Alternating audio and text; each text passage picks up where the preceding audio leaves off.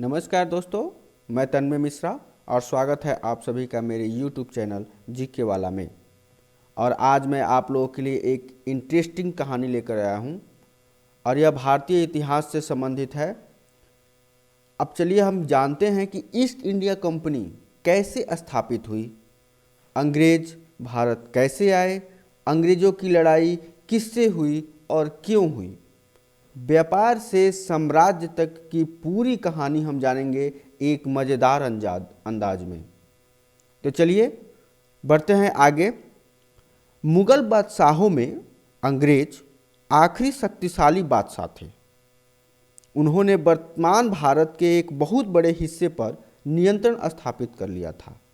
1707 ईस्वी में उनकी मृत्यु हो जाती है और होने के बाद बहुत सारे मुगल सूबेदार और बड़े बड़े जमींदार अपनी ताकत दिखाने लगते हैं।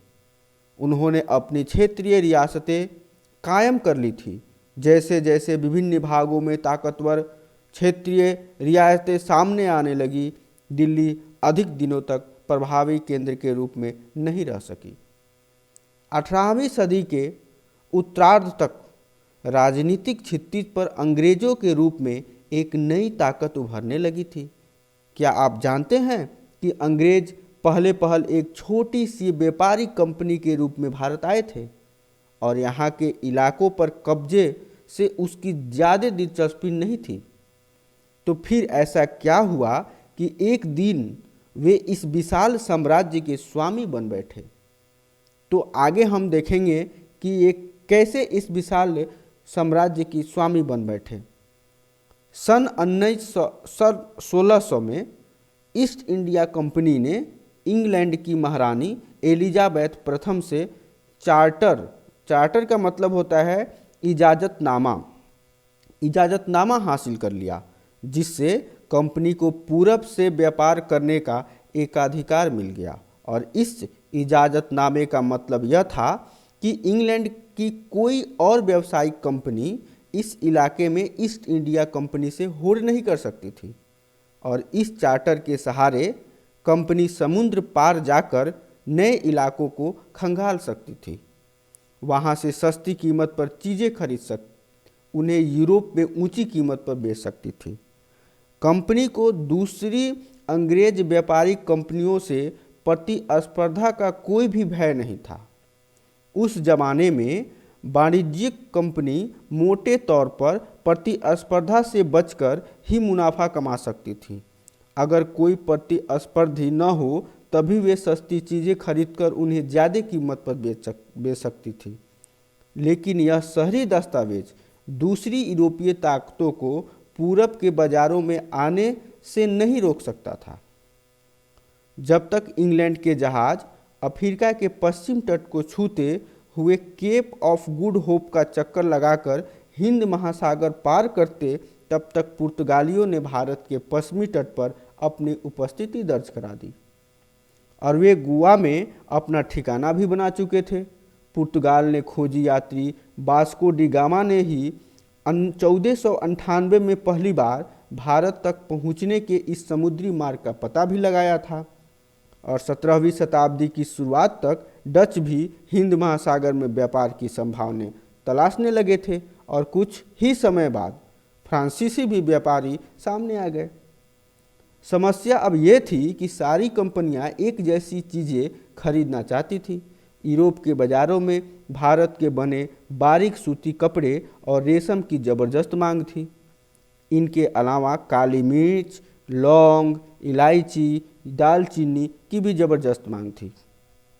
यूरोपीय कंपनी के बीच इस बढ़ती प्रतिस्पर्धा से भारतीय बाज़ारों में इन चीज़ों की कीमतें बढ़ने लगी और उससे मिलने वाला मुनाफा गिरने लगा। तब इन व्यापारिक कंपनियों के फलने फूलने की यही एक रास्ता था कि वे अपनी प्रतिस्पर्धी कंपनियों को खत्म कर दें। लीजिए, शुरू हो गई अब लड़ाई। तो लिहाजा बाज़ारों पर कब्जे की इस होड़ में व्यापारी कंपनियों के बीच लड़ाइयों की शुरुआत हो गई और 17वीं और 18वीं सदी के जब भी मौका मिलता, कोई सी एक कंपनी किसी दूसरी कंपनी के जहाज़ डुबो देती थी, रास्ते में रुकावटें पैदा कर देती थी। माल से लदे जहाज़ों को आगे बढ़ने ही नहीं देती थी और यह व्यापार हथियारों की मदद से चल रहा था और व्यापारिक चौकियों को किलेबंदी के जरिए सुरक्षित रखा जाता था। अपनी बस्तियों को किलेबंद करने और व्यापार में मुनाफा कमाने की इन कोशिशों के कारण स्थानीय शासकों से भी टकराव होने लगे और इस प्रकार व्यापार और राजनीति को एक दूसरे से अलग रखना कंपनी के लिए मुश्किल होता जा रहा था। तो पहली इंग्लिश फैक्ट्री जो है 1651 में हुगली नदी के किनारे शुरू हुई और कंपनी के व्यापारी यहीं से अपना काम चलाते थे और इन व्यापारियों को उस ज़माने में फैक्टर कहा जाता था। और इस फैक्ट्री में वेयर हाउस था जहां निर्यात होने वाली चीज़ों को जमा किया जाता था और यहीं पर उसके दफ्तर थे जिसमें कंपनी के अफसर बैठते थे। जैसे जैसे व्यापार फैलता, कंपनी के सौदागरों और व्यापारियों को फैक्ट्री के आसपास आकर बसने के लिए प्रेरित किया। 1696 तक कंपनी ने इस आबादी के चारों तरफ एक किला बनाना शुरू कर दिया था। 2 साल बाद उसमें मुगल अफसरों को रिश्वत देकर 3 गांवों की जिम्मेवारी भी खरीद ली, 3 गांवों की जमींदारी भी खरीद ली। इसमें एक गांव था कालीकाता जो बाद में कलकत्ता बन गया, अब इसे हम कोलकाता भी कहते हैं। कंपनी ने मुगल सम्राट औरंगजेब को इस बात के लिए भी तैयार कर लिया कि वह कंपनी को बिना शुल्क चुकाए व्यापार करने का फरमान जारी कर दे।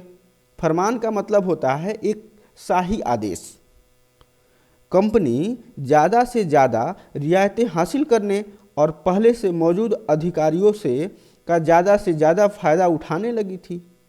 उदाहरण के लिए हम बताते हैं कि औरंगजेब के फरमान से केवल कंपनी को ही शुल्क मुक्त व्यापार का अधिकार मिला था और कंपनी के जो अफसर निजी तौर पर व्यापार चलाते उन्हें यह छूट नहीं थी, लेकिन उन्होंने भी शुल्क चुकाने से इनकार कर दिया।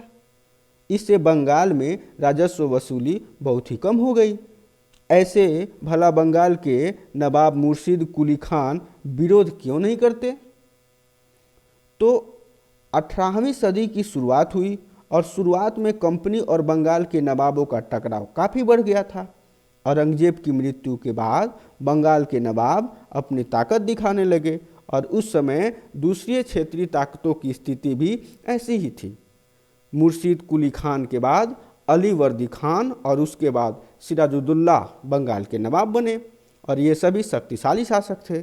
उन्होंने कंपनी को रियायतें देने से मना कर दिया, फिर व्यापार का अधिकार देने के बदले कंपनी से नजराने मांगे और उसे सिक्के ढालने का अधिकार नहीं दिया और उसकी किलेबंदी को बढ़ाने से रोक दिया। कंपनी का धोखाधड़ी का आरोप लगाते हुए उन्होंने दलील दी कि उसकी वजह से बंगाल की राजस्व वसूली कम होती जा रही है और नवाबों की ताकत भी कमज़ोर पड़ती जा रही है। कंपनी टैक्स चुकाने को तैयार नहीं थी।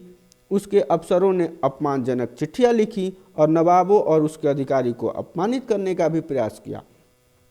कंपनी का यह भी कहना था कि स्थानीय अधिकारियों की बेतुकी मांगों से कंपनी का व्यापार तबाह हो रहा है और व्यापार तभी फल फूल सकता है जब सरकार शुल्क हटा ले। तो कंपनी को इस बात का भी यकीन था कि अपना व्यापार फैलाने के लिए उसे अपनी आबादी बढ़ानी होगी, गांव खरीदने होंगे और किलों का पूरा निर्माण करवाना होगा। और ये टकराव दिनों दिन गंभीर होते गए और अंततः इस टकरारों की परिणति जो है प्लासी के प्रसिद्ध युद्ध से शुरू हो गई। सन 1756 ईस्वी में अली वर्दी खान की मृत्यु के बाद सिराजुद्दौला बंगाल के नवाब बने और कंपनी को सिराजुद्दौला की ताकत से काफ़ी भय था। सिराजुद्दौला की जगह कंपनी एक ऐसा कठपुतली नवाब चाहती थी जो उसे व्यापारिक रियायतें और अन्य सुविधाएं आसानी से देने में आनाकानी न करे और कंपनी ने प्रयास किया कि सिराजुद्दौला के प्रतिद्वंदियों में से किसी को नवाब बना दिया जाए। कंपनी की कामयाबी नहीं मिली और जवाब में सिराजुद्दौला ने हुक्म दिया कि कंपनी उसके राज्य के राजनीतिक मामलों में टांग अड़ाना बंद कर दे, किलेबंदी रोके और बाकायदा राजस्व चुकाए। जब दोनों पक्ष पीछे हटने को तैयार नहीं थे तो अपने 30,000 सिपाहियों के साथ नवाब ने कासिम बाजार के स्थित इंग्लिश फैक्ट्री पर हमला बोल दिया। नवाब की फौजों ने कंपनी के अफसरों को गिरफ्तार कर लिया, गोदाम पर ताला डाल दिया, अंग्रेजों के हथियार छीन लिए गए, अंग्रेज जहाज में घेरे में ले लिए गए। इसके बाद नवाब ने कंपनी के कलकत्ता स्थित किले पर कब्जे के लिए उधर रुख कर दिया। कलकत्ता के हाथ से निकल जाने की खबर सुनने पर मद्रास में तैनात कंपनी के अफसर ने भी रॉबर्ट्स क्लाइव के नेतृत्व में सेना को रवाना कर दिया और इस सेना को 9 सैनिक बेड़े की मदद भी मिल रही थी। इसके बाद नवाब के साथ लंबे समय तक सौदेबाजी चली। आखिरकार 1757 में रॉबर्ट क्लाइव ने प्लासी के मैदान में सिराजुद्दौला के खिलाफ कंपनी की सेना का नेतृत्व किया। नवाब सिराजुद्दौला की हार का एक बड़ा कारण उसके सेनापति में से एक सेनापति मीर जाफर की कारगुजारियाँ भी थी। मीर जाफर की टुकड़ियों ने इस युद्ध में हिस्सा नहीं लिया और रॉबर्ट क्लाइव ने यह कहकर उसे अपने साथ मिला लिया कि वह सिराजुद्दौला को हटाकर मीर जाफर को नवाब बना दिया जाएगा। प्लासी की जंग इसलिए महत्वपूर्ण मानी जाती है क्योंकि भारत में यह कंपनी की पहली बड़ी जीत थी। प्लासी की जंग के बाद सिराजुद्दौला को मार दिया गया और मीर जाफर नवाब बन गया। कंपनी अभी भी शासन की जिम्मेदारी संभालने को तैयार नहीं थी। उसका मूल उद्देश्य तो व्यापार को फैलाना था। अगर यह काम स्थानीय शासकों की मदद से बिना लड़ाई लड़े ही किया जा सकता था तो किसी राज्य को सीधे और कब्जे में लेने की क्या ज़रूरत थी। जल्दी ही कंपनी को एहसास होने लगा कि यह रास्ता भी आसान नहीं है। कठपुतली नवाब भी हमेशा कंपनी के इशारों पर नहीं चलते थे। आखिरकार उन्हें भी तो अपनी प्रजा की नज़र में सम्मान और संप्रभुता का दिखावा करना पड़ता था। तो फिर कंपनी क्या करती? जब मीर जाफर ने कंपनी का विरोध किया तो कंपनी ने उसे हटाकर मीर कासिम को नवाब बना दिया और जब मीर कासिम परेशान करने लगे तो बक्सर की लड़ाई हो गई 1964 में और उसको भी हारना पड़ा। उसे बंगाल से बाहर कर दिया गया और मीर जाफर को दोबारा नवाब बना दिया गया। अब नवाब को हर महीने 5 लाख रुपए कंपनी को चुकाने थे। कंपनी अपने सैनिक खर्चों से निपटे, व्यापारिक जरूरतों और अन्य खर्चों को पूरा करने के लिए और पैसा चाहती थी। कंपनी और ज़्यादा इलाके और ज़्यादा कमाई चाहती थी। 1765 में जब मीर जाफर की मृत्यु हुई तब तक कंपनी के इरादे बदल चुके थे। कठपुतली नवाबों के साथ अपने खराब अनुभवों को देखते हुए क्लाइव ने ऐलान किया कि अब हमें खुद ही नवाब बनना पड़ेगा। तो आखिरकार 1765 में मुगल सम्राट ने कंपनी को ही बंगाल प्रांत का दीवान नियुक्त कर दिया और दीवानी मिलने के कारण कंपनी को बंगाल के विशाल राजस्व संसाधनों पर नियंत्रण मिल गया और इस तरह कंपनी की एक पुरानी समस्या हल हो गई।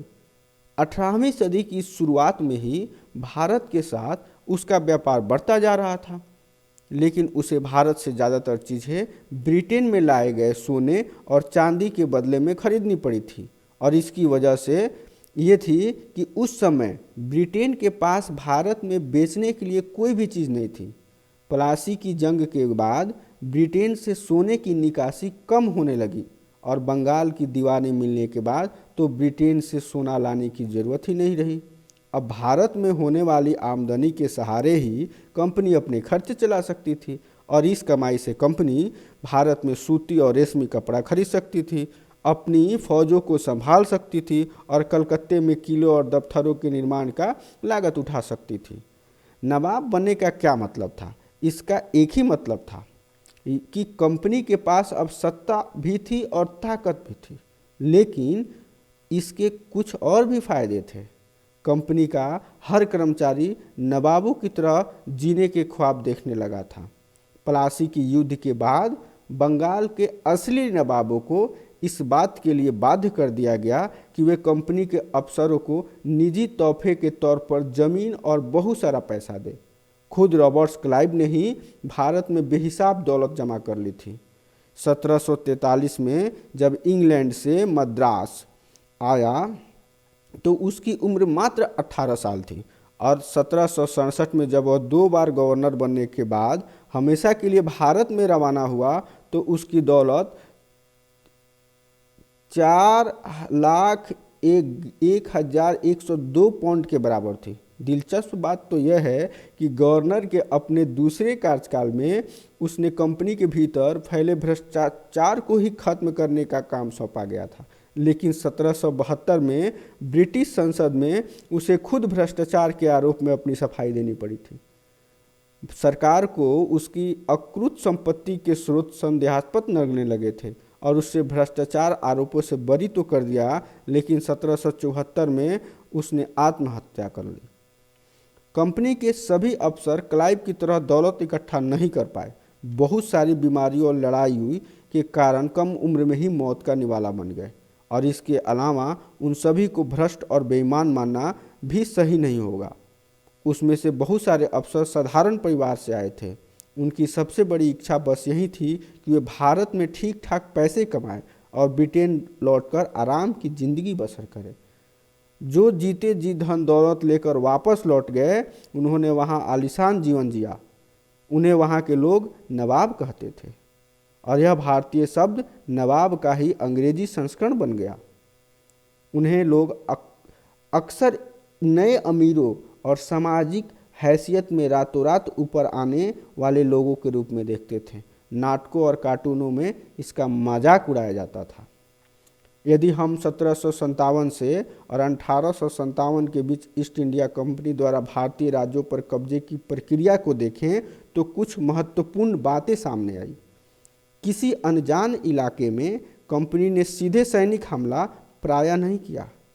उसने किसी भी भारतीय रियासत का अधिग्रहण करने से पहले विभिन्न राजनीतिक, आर्थिक और कूटनीतिक साधनों का भी इस्तेमाल किया। बक्सर की लड़ाई 1764 के बाद कंपनी ने भारतीय रियासतों में रेजिडेंट तैयार कर दिए, और ये कंपनी के राजनीतिक और व्यावसायिक प्रतिनिधि होते थे। उनका काम कंपनी के हितों की रक्षा करना और उनके आगे बढ़ाना था। रेजिडेंट के माध्यम से कंपनी के अधिकारी भारतीय राज्यों के भीतरी मामलों में भी दखल देने लगे थे। अगला राजा कौन होगा, किस पद पर किसको बिठाया जाएगा, इस तरह की चीज़ें भी कंपनी के अफसर तय करना चाहते थे। कई बार कंपनी के रियासतों पर सहायक संधि भी थोप दी। जो रियासत इस बंदोबस्त को मान लेती थी कि उसे अपनी स्वतंत्र सेनाएं रखने का अधिकार नहीं था और उसे कंपनी की तरफ से सुरक्षा मिलती थी, और सहायक सेना के रख रखाव के लिए यह कंपनी को पैसा देती थी। अगर भारतीय शासक रकम अदा करने में चूक जाते थे तो जुर्माने के तौर पर उनका इलाका कंपनी अपने कब्जे में ले लेती थी। उदाहरण के लिए, जब रिचर्ड्स बेरेलजी गवर्नर जनरल जो था 1798 से 1805 में था, वो उस समय अवध के नवाब को 1801 में अपना आधा इलाका कंपनी को सौंपने के लिए मजबूर किया गया, क्योंकि नवाब जो है सहायक सेना के लिए पैसा अदा करने से चूक गए थे, और इसी आधार पर हैदराबाद के भी एक इलाके को छीन लिया गया। जब कंपनी को अपने राजनीतिक और आर्थिक हितों पर खतरा दिखाई दिया तो कंपनी ने प्रत्यक्ष सैनिक टकराव का रास्ता भी अपनाया। दक्षिण भारतीय राज्य मैसूर के उदाहरण से यह बात समझी जा सकती है। हैदर अली और उसके विख्यात पुत्र टीपू सुल्तान जैसे शक्तिशाली शासकों के नेतृत्व में मैसूर काफ़ी ताकतवर हो चुका था। मालाबार तट पर होने वाला व्यापार मैसूर रियासत के नियंत्रण में था, जहां से कंपनी काली मिर्च, इलायची खरीदती थी। 1785 में टीपू सुल्तान ने अपनी रियासत में पड़ने वाले बंदरगाहों से चंदन की लकड़ी, काली मिर्च, इलायची की निर्यात को रोक दिया, और सुल्तान ने स्थानीय सौदागरों को भी कंपनी के साथ कारोबार करने से रोक दिया। टीपू सुल्तान ने भारत में रहने वाले फ्रांसीसी व्यापारियों से घनिष्ठ संबंध विकसित किए और उसकी मदद अपनी सेना का आधुनिकीकरण किया।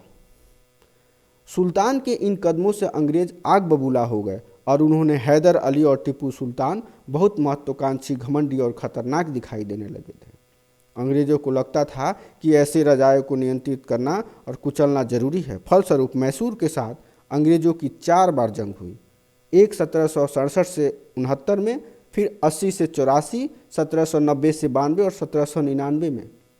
श्रीरंगपट्टनम की आखिरी जंग में कंपनी को सफलता मिली और अपनी राजधानी की रक्षा करते हुए टीपू सुल्तान मारे गए और मैसूर का राजकाज पुराने बोरियार राजवंश के हाथों में सौंप दिया गया। और इसके साथ ही मैसूर पर भी सहायक संधि थोप दी गई। फिर 18वीं शताब्दी के आखिर में कंपनी मराठों की ताकत को भी काबू और ख़त्म करने के बारे में सोचने लगी। 1761 में पानीपत की लड़ाई में हार के बाद दिल्ली से देश का शासन चलाने वाला मराठों का सपना चूर चूर हो गया और उन्हें कई राज्यों में बांट दिया गया और इन राज्यों की बागडोर सिंधिया, होलकर, गायकवाड़ और भोसले जैसे अलग अलग राजवंशों के हाथों में थी और ये सारे सरदार एक पेशवा के अंतर्गत एक कॉन्फेडरेंसी यानी राजमंडल के सदस्य थे। पेशवा इस राजमंडल का सैनिक और प्रशासकीय प्रमुख होता था और पुणे में रहता था। महादजी सिंधिया और नाना फडणवीस 18वीं सदी के आखिर में दो प्रसिद्ध मराठा योद्धा और राजनीतिज्ञ थे। एक के बाद एक कई युद्धों में कंपनियों ने मराठों को घुटने टेकने पर मजबूर कर दिया और पहला युद्ध 1782 में सालाबाई संधि के साथ खत्म हुआ, जिसमें कोई पक्ष नहीं जीता। दूसरा अंग्रेज मराठा युद्ध हुआ जो 1803 से 1805 में हुआ। इसका नतीजा यह हुआ कि उड़ीसा और जमुना के उत्तर में स्थित आगरा और दिल्ली सहित भूभाग अंग्रेजों के कब्जे में आ गया। अंततः 1817 से 1819 के तीसरे अंग्रेज मराठा युद्ध में मराठों की ताकत को पूरी तरह से कुचल दिया गया और पेशवा को पुणे से हटाकर कानपुर के पास बिठूर में पेंशन पर भेज दिया गया और यह विंध्य के दक्षिण में स्थित पूरे भूभाग पर कंपनी का नियंत्रण हो चुका था।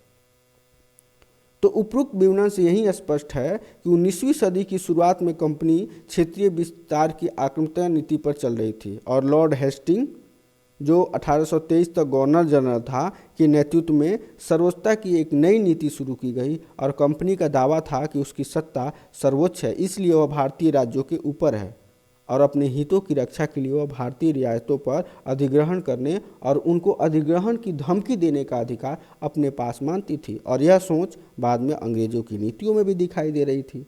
लेकिन यह प्रक्रिया बेरोक टोक नहीं चली। उदाहरण के लिए जब अंग्रेज ने कित्तूर, फिलहाल में वो कर्नाटक है, पहले कित्तूर था, जब अंग्रेजों ने कित्तूर के छोटे से राज्य को कब्जे में लेने का प्रयास किया तो रानी चेन्नप्पा ने हथियार उठा लिए और अंग्रेज के खिलाफ आंदोलन भी छेड़ दिया। 1824 में उन्हें गिरफ्तार किया गया और 1829 में उन्हें जेल में ही उनकी मृत्यु हो गई।